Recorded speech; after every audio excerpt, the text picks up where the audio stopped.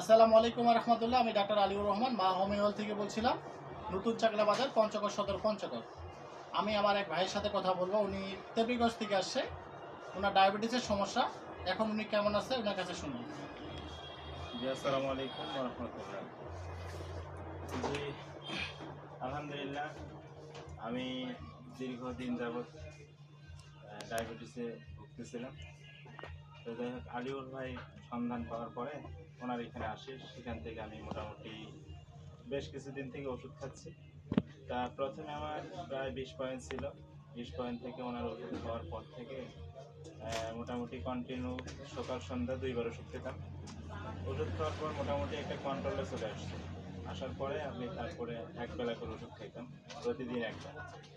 তো এই খেতে খেতে দেখা যাচ্ছে যে একেবারে পয়েন্ট একেবারে স্বাভাবিক হয়ে আসছে।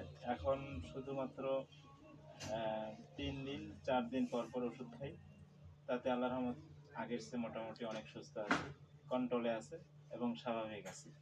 তো বেশ কিছুদিন থেকে আমার অবস্থার পরিবর্তন দেখে আমাকে কিছু সংখ্যক লোক মানুষ জিজ্ঞেস করে। তখন আমি ওনার ঠিকানা এবং ওনার ফোন নাম্বার বিভিন্ন জনকে দিয়েছি, তারাও নাকি উপকৃত